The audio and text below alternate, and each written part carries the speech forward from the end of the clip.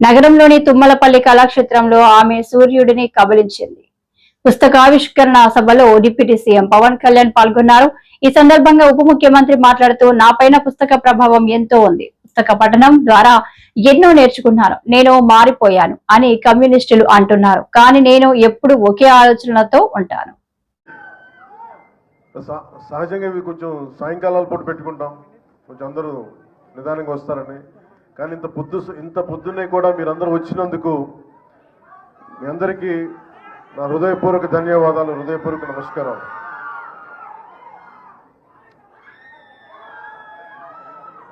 ఇక్కడ ఇందాక విజయ్ కుమార్ గారు చెప్పినట్టుగా ఇక్కడ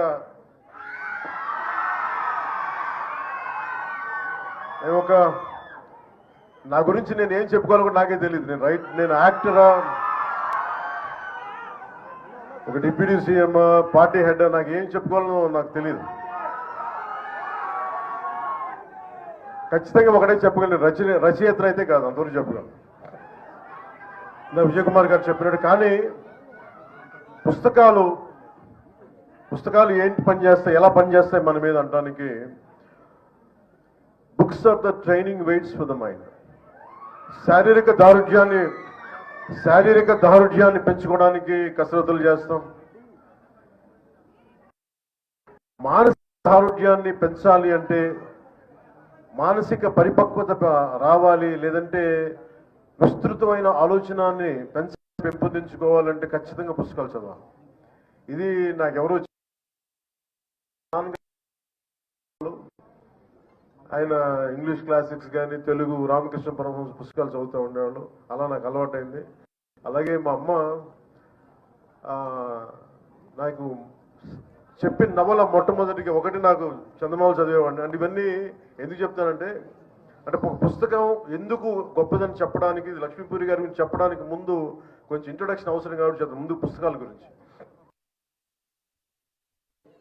మా అమ్మ నాకు ఇచ్చిన పుస్తకం ఒకటి, చివరికి మిగిలేది. అది మా అమ్మ ఇచ్చింది. మా అమ్మ పెద్ద కూర్చోబెట్టి కాలేజీ ఏం చదువుకోలేదు, కానీ ఆవిడ 7th 8th ఆపేసింది, కానీ ఆవిడ చదవడం ఆపలేదు మా అమ్మ. మా నాన్నగారు కూడా అంతే. సో ఇంట్లో చదివితే సహజంగానే ఆ వాతావరణంలో ఉండే అది నాకు వచ్చింది. ఇందాక సత్యకుమార్ గారు మాట్లాడుతూ పవన్ కళ్యాణ్ ఏదైనా ప్రభావం ఉంటుంది సమాజం మీద పుస్తకం అంటే, నాకు కంప్లీట్గా నేను భారతీయ మన ఆలోచన విధానంతో ఆర్ఎస్ఎస్ లాంటి ఒక బలమైన దేశభక్తితో కూడిన ఆర్గనైజేషన్ నుంచి వచ్చిన మాకు అసలు చెగివేరా అంటే కమ్యూనిస్ట్ యోధులు అంటే మాకు పడదు. అలాంటిది ఏదో ఒక సినిమాలో పెడితే మేము ఏంటని నేను చదివాను, తెలుసుకున్నానంటే ఇవన్నీ ఏంటి నేను ఎట్లా ఆలోచిస్తానంటే, నాకు దేశభక్తి ఎవరు చెప్పగలరు. దేశభక్తి should be an innate responsibility for anyone who is born in this country, to the matter anyone in whichever country they were born. అది బేసిక్. దాని గురించి మనం చెప్పించుకుంటున్నామంటే మనం సరిగ్గా లేవు, దృష్టి పెట్టట్లేదు. అలాగే నేను జడ్జిమెంట్ చేయను, whether I'm leftist or rightist. నేను ఎప్పుడు జడ్జిమెంట్, నేనేమని చెప్తానంటే సమతుల్యత. It's a balance. ప్రపంచం మనం కూర్చోబెట్టి మన ఎక్స్ట్రీమ్ లెఫ్ట్ ఎక్స్ట్రీమ్ రైట్ అంటే పనిచేయదు. సో నేను అందుకని ఈరోజు నేను పాలిటిక్స్కి వచ్చినా, పుస్తకాలు చదివినా, అది ఎవరికో చెప్పడానికో ఈరోజు పంచుకున్నాను. కానీ నా ఆలోచన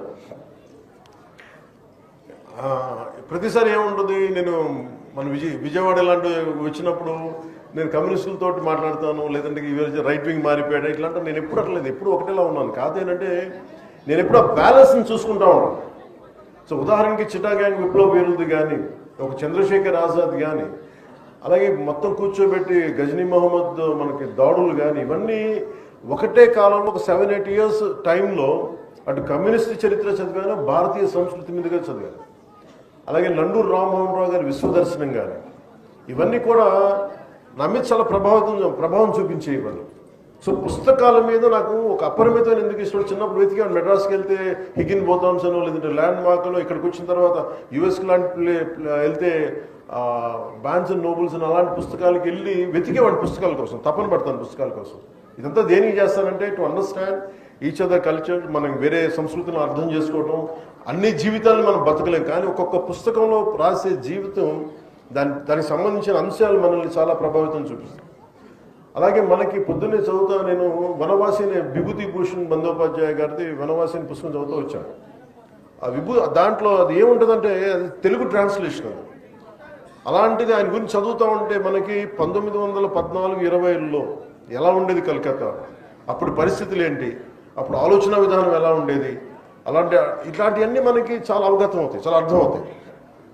అలాంటిది మనకి ఈ రోజున మేడం లక్ష్మీ ముద్దేశ్వరి గారు రచించింది ఆమె సూర్యుని కబళించింది అనే పుస్తకం అంతకుముందు కొంత అవగాహన ఉంది, కానీ ఈరోజు మరి తెలుగులో తిరిగేస్తూ ఉంటే నాకు ఒకటే అనిపించింది, ఆమె సూర్యుని కబళించింది అంటే నాకు ఎంత శక్తి ఉండాలి.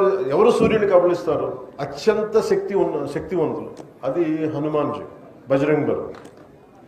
అంటే ఆయనే వెళ్ళి సూర్యుని కబళించడానికి వెళ్ళాడని చెప్పి, అంటే ఇది ఏంటంటే ఒక ఎక్స్ట్రీమ్ ఒక కంపారిజన్. అంటే నువ్వు సాధించదలుచుకుంటే సూర్యుని కూడా మింగేయగలవని ఒక ధైర్యం చెప్పడం దీని వెనక ముఖ్య ఉద్దేశం. అంటే ఇందాక మన సత్యకుమార్ యాదవ్ గారు చెప్పిన చాలా గొప్ప మాటలు చెప్పారు, గుర్తు చేశారు మనకి. మనం ఎప్పుడు కూడా ఇంగ్లీష్లో మిస్టర్ అండ్ మిస్సెస్ అంటామని చెప్తాం, కానీ తెలుగులో మటుకు మనం ఎప్పుడు కూడా మన దేశ సాంప్రదాయంలో మనం ఎప్పుడు స్త్రీనే ముందు పెడతాం. ఇది మాతృస్వామ్య వ్యవస్థ, అందుకే భారత్ మాతాకి జై అంటాం తప్ప భారత్ పితాని మాట్లాడడం, భారత్ మాతే అంటాం మనం. అంటే స్త్రీకి మాతృస్వామ్య వ్యవస్థకి మనం ఇచ్చే అత్యంత గౌరవం. అలాగే ఆమె సూర్యుని కబళించింది అని అంటే ఇది ఎంత ఇన్స్పైరింగ్ టైటిల్ అంటే ఆవిడ సూర్యుని కబళించడం ఏంటి, ఇలాంటివన్నీ ఫస్ట్ చదువుతాయి మనకి. చదివే వాళ్ళకి ముందేంటి, ఎలా ఒక టైటిల్ ఎలా ఉండాలి అనేది అంటే మీకు నచ్చుతుంది. ఓజీ అంటే ఏంటని మీరు ఎట్లా సినిమా పరంగా మీరు ఆలోచిస్తారా అంటే అదేంటంటే అట్లాగా అండి. ఎప్పుడు ఒక పుస్తకం టైటిల్ అదే ఫిల్మ్ టైటిల్ ఏదైనా సరే ముందు మనల్ని ఉత్సుకత రేకెత్తించాలి. అలాంటిది ఆవిడ లక్ష్మీ మురుదేశ్వర్ పూరి గారు, ఆవిడ ఒక డిప్లొమాట్, ఒక ఐఎఫ్ఎస్ చదువుకొని ఆవిడ డిప్లొమాట్, అలాగే ఫార్మర్ అసిస్టెంట్ సెక్రటరీ జనరల్ యుఎన్కి. ఆవిడ నుంచి మనం ఎలాంటి పుస్తకం ఆలోచిస్తాం జనరల్గా రాశారంటే ఇలాంటి పుస్తకం అయితే ఆలోచించాం. అంటే స్టార్టింగే మనకి మధుబాబు గారి షాడో నవల్స్ లాగా లాగిపెట్టి ఒకటి కొట్టాడని ఎలా వస్తుంది మనకి, ఒకవేళ వింటి నదుల బాణంలో ముందుకు పరిగెట్టాడు అనేది ఒక యాక్షన్తో స్టార్ట్ అవుతుంది. Any good story should captivate you immediately, should grab you into the narrative. అలాంటిది ఈ పుస్తకం మీరు చదవండి దయచేసి ఈ పుస్తకం. అయితే దీంట్లో బాగా నచ్చింది ఏంటంటే ముందు రావడంతో ఒక బీకా అనే కుర్రవాడిని, ఒక ఇద్దరు అమ్మాయిలు, మాలతి కమల అనే అమ్మాయిలు ఇద్దరు, వాళ్ళని ఏడిపిస్తూ ఉంటారు. వాళ్ళిద్దరిని ఏడిపిస్తూ ఉంటారు. ఆ బీకా అనే ఒక కుర్రోడు, అందులో ఒక 60 మంది కుర్రోళ్ళు, వాళ్ళు రోడ్డు మీద వెళ్తూ ఉంటే, వాళ్ళు గ్రామంలో వెళ్తుంటే వాళ్ళని ఏడిపిస్తూ ఉంటారు. మీకు చదువులు ఏంటి అది ఇది అని చెప్పి వాళ్ళు కూర్చుంటే వాళ్ళని ఏడిపిస్తూ ఉంటే ఆ మాలతి అనే యాక్చువల్లీ కథానాయకు కోపం వస్తుంది. చిన్నపిల్ల కోపం వచ్చినప్పుడు నేను తలుచుకుంటే నేను మట్టిలో కలిపేస్తాను అని అంటాను. అంటే వాళ్ళందరూ కుస్తీ యోధులు, వాళ్ళందరూ కుస్తీ పట్టేవాళ్ళు.